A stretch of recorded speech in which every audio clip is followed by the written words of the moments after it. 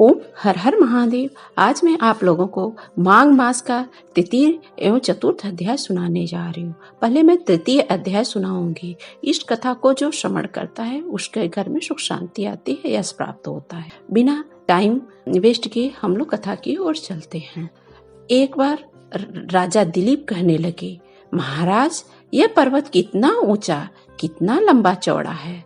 तब वशिष्ठ जी कहने लगे, 36 योजन, 1 योजन 4 कोश का होता है ऊंचा, ऊपर चोटी में 10 योजन चौड़ा और नीचे 16 योजन चौड़ा है, जो हरिचंदन, आम, मंदार, देवराज और अर्जुन के वृक्षों से सुशोभित है। दुर्भिक्षी से दुखी होकर के इस पर्वत और फल फूलों से परिपूर्ण देख करके भृंगु वहीं रहने लगे और यहाँ पर कंदराओं, वनों और उपवनों में बहुत दिनों तक तप कर रहे थे। इस प्रकार जब भृंगु ऋषि वहां पर अपने आश्रम पर रह रहे थे तो एक विद्याधर अपनी पत्नी सहित उतरा। वे अत्यंत दुखी थे। उन्होंने भृंगु ऋषि को प्रणाम किया और ऋषि ने बड़े मीठे स्वर में उनसे कहा कि हे विद्याधर, तुम बड़े दुखी दिखाई देते हो, इसका कारण क्या है। तब विद्याधर कहने लगे, महाराज, पुण्य के फल को पाकर, स्वर्ग पाकर तथा देवतुल्य शरीर पाकर भी मेरा मुख व्याघ्र जैसा है। मेरे दुख और अशांति का यही कारण है। न जाने किस पाप का फल है। मेरे चित्त की व्याकुलता और दूसरा कोई कारण नहीं। सुनिए, मेरी पत्नी अति रूपवती है, मीठा वचन बोलने वाली है, नाचने और गाने की कला में अति प्रवीण है, शुद्ध चित्त वाली है, 7 सुरों वाली है, बीड़ा बजाने वाली है, जिसने अपने कंठ से गा करके नारद जी को प्रसन्न किया। नाना स्वरों के नाद से वीणा बजा करके कुबेर को प्रसन्न किया। अनेक प्रकार के नाच ताल से शिव जी महाराज की अति और रोमांचित हुई शील, उदारता, रूप तथा यौवन में स्वर्ग की कोई अप्सरा भी इस जैसी नहीं है। कहा ऐसी चंद्रमुखी स्त्री और कहा में व्याघ्र वाला, यही चिंता सदैव मेरे हृदय में बना रहता है और मेरा हृदय जलता रहता है। विद्याधर के ऐसे वचन सुन करके तीनों लोकों की भूत, भविष्य, वर्तमान की बात करने वाले तथा दिव्य दृष्टि वाले ऋषि कहने लगे, हे विद्याधर, कर्म के विचित्र फलों को प्राप्त होकर ज्ञानी पुरुष भी मोह को प्राप्त हो जाते हैं। मक्खी के पैर इतना भी विष प्राण लेने वाला होता है। छोटे छोटे पापों का फल भी अत्यंत दुखदायी हो जाता है। तुमने माघ मास की एकादशी व्रत करके द्वादशी न आने तक शरीर में तेल लगाया, इसलिए पाप कर्म से व्याघ्र हुए। एकादशी के दिन उपवास करके द्वादशी को तेल लगाने से राजा क्रूरवा ने भी कुरूप शरीर पाया था। तब वह अपने कुरूप शरीर को देख करके दुखी होकर के हिमालय पर्वत पर देव सरोवर के किनारे पर गया। प्रीतिपूर्वक शुद्ध स्नान कर कुशा के आसन पर बैठकर भगवान कमल नेत्र, शंख, चक्र, गदा, पद्य के धारण करने वाले, पीताम्बर पहने, वन माला धारण किए हुए विष्णु का चिंतन करते हुए राजा पुरूरवा ने 3 मास तक निराहार रह करके भगवान का चिंतन किया। इस प्रकार 7 जन्मों में प्रसन्न होने वाले भगवान राजा के 3 महीने के तप से ही अति प्रसन्न हो गए और माघ मास के शुक्ल पक्ष की एकादशी को प्रसन्न होकर के भगवान ने अपने शंख के जल से राजा को पवित्र किया। भगवान ने उसको तेल लगाने की बात याद दिलाई। सुंदर देवताओं का स्वरूप दिया, जिसको देख करके उर्वशी भी उसको चाहने लगी। राजा कृतकृत्य होकर के अपनी पुरी को चल दिया। भृंगु ऋषि कहने लगे, हे विद्याधर, इसलिए तुम क्यों दुखी होते हो? यदि तुम अपना यह राक्षसी रूप छोड़ना चाहते हो तो मेरा कहना मान करके जल्दी ही पापों को नष्ट करने वाली हेमकुंड नदी में माघ मास में स्नान करो, जहाँ पर ऋषि सिद्ध देवता निवास करते हैं। अब मैं इसकी विधि बतलाता हूँ, तुम्हारे भाग्य से माघ मास आज से 5वें दिन ही आने वाला है। पौष शुक्ल पक्ष के एकादशी से इस व्रत को आरंभ करो। भूमि पर सोना, जितेंद्रिय रहकर दिन में 3 बार स्नान करके महीना भर निराहार रहो। सब भोगों को त्याग करके तीनों समय भगवान विष्णु का पूजन करो। जब तुम द्वादशी को शिव जी की स्तोत्र और मंत्रों से पूजन करोगे तो तुम्हारा मुख देख करके सभी चकित हो जाएंगे और तुम अपनी पत्नी के साथ सुखपूर्वक क्रीड़ा करोगे। माघ मास के प्रभाव को जान करके सदा माघ में स्नान करो और पाप दरिद्रता से बचने के लिए मनुष्य को सदा यत्न से माघ मास का स्नान करना चाहिए। स्नान करने वाले इस लोक तथा परलोक में सदा सुख पाता है।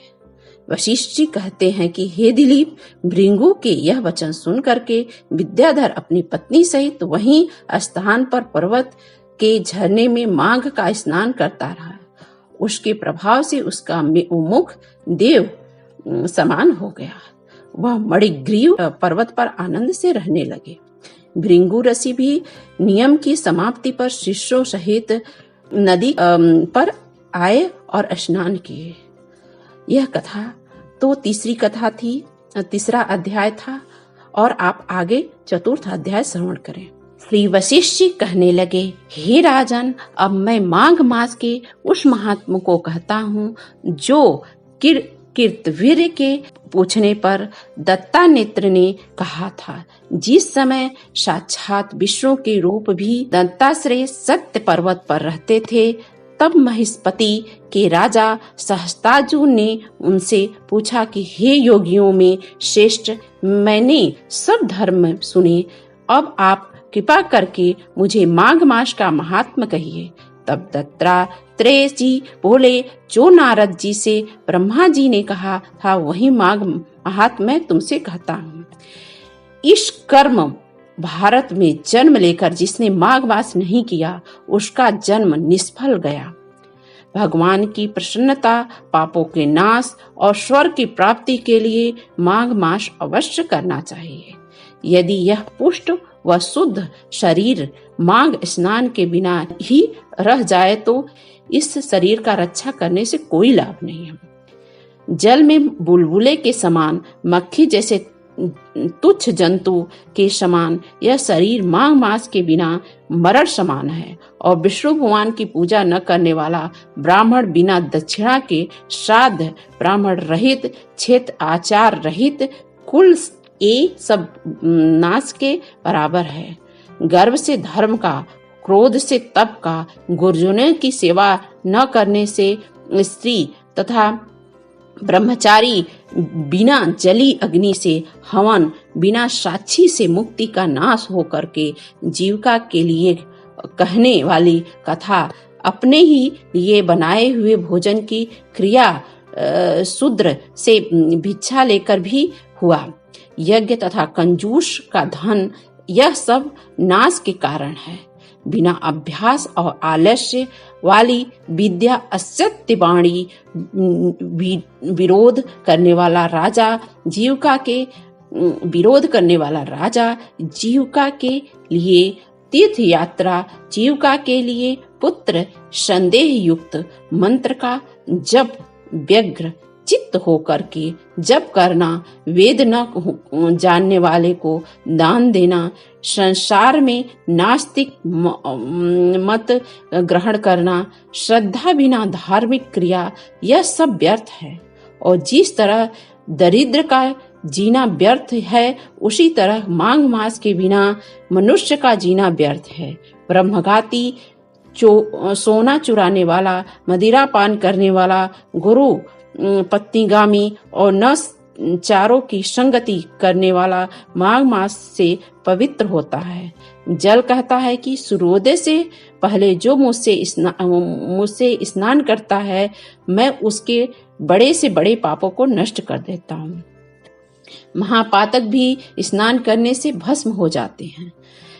माघ मास के स्नान का जब समय आता है तो सब पाप अपने नाश के भय से कांप जाते हैं। जैसे माघ से युक्त होकर के चंद्रमा प्रकाश करता है, वैसे ही श्रेष्ठ मनुष्य माघ मास स्नान करने से प्रकाशमान हो जाते हैं। काया वाचा कर्मणा से भी जो छोटे बड़े नए या पुराने सभी पाप स्नान से नष्ट हो जाते हैं।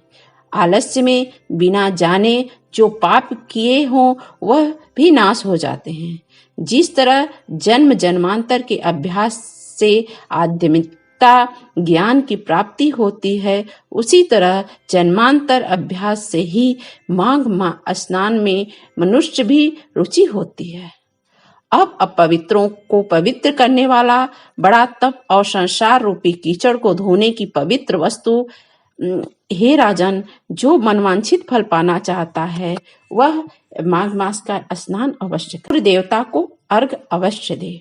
चंद के समान भोगों को कैसे प्राप्त कर सकते हैं, इसलिए आप माघ मास का 5वां अध्याय अवश्य। यदि आपको हमारी कथा अच्छी लगी हो तो कृपया करके लाइक करिए, सब्सक्राइब करिए और शेयर करिए।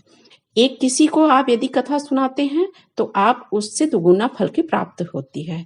इसलिए आप कथा किसी न किसी को अवश्य श्रवण कराइए, कीजिए और कमेंट जरूर कीजिएगा कथा कैसी लगी। ओम हर हर महादेव।